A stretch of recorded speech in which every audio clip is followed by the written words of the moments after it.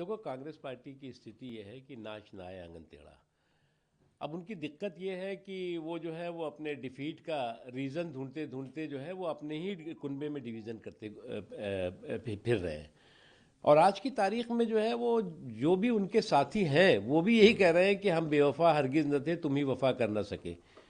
क्योंकि उनके साथी भी जानते हैं कि कांग्रेस की ज़मीन बंजर है, लेकिन उसके हाथ में आज भी बेवफाई का खंजर है। और वो जिस तरह का अब कांग्रेस पार्टी का जो है वो गठबंधन का कभी भी ना मिजाज रहा है ना रिवाज रहा है। और वो मोदी जी को सुबह से शाम तक कोसते रहते हैं। कम से कम मोदी जी से ये तो सीख लेते कि गठबंधन को एकजुट करके एक साथ लेकर के कैसे चला जाता है और कैसे जो है वो गठबंधन का सम्मान किया जा सकता है। आप तो जो है जो गठबंधन में आपके साथ हैं उनका भी अपमान, और जिनकी साथ में आने की कभी दूर तक की संभावना है उनके साथ भी जो है वो आप बेईमानी और अपमान करने की में लगे हुए हैं।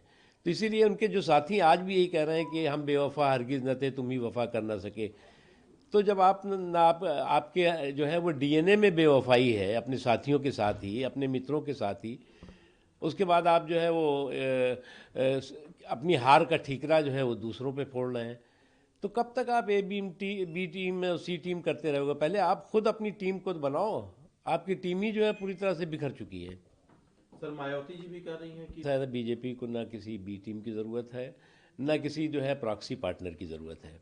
भारतीय जनता पार्टी के साथ जो हैं साथी, वो ईमानदारी के साथ भारतीय जनता पार्टी के साथ एकजुट होकर के चुनाव के मैदान में भी रहते हैं, संघर्ष के मैदान में भी रहते हैं और सियासत के मैदान में भी रहते हैं। उसके लिए जो है वो किसी बी टीम की हमें ज़रूरत नहीं है, किसी प्रॉक्सी पार्टनर की ज़रूरत नहीं है। प्रॉक्सी पार्टनर उनको ज़रूरत होती है जो चोरी चोरी चुप्पे चुप्पे सब कुछ काम करने की कोशिश करते हैं।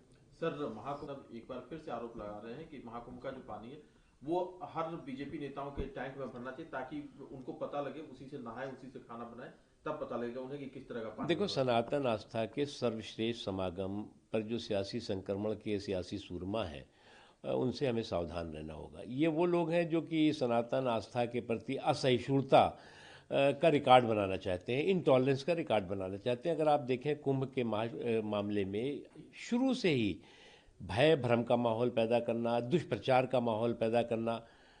अब कुंभ में गंगा जी में डुबकी लगा के आने के बाद भी जो है वो नकारात्मकता इनके दिमाग में भरी हुई है। तो इनके मन में उस वक्त जो है नकारात्मकता निगेटिविटी भरी रही होगी, तभी उस तरह की बात वो आज भी कर रहे हैं।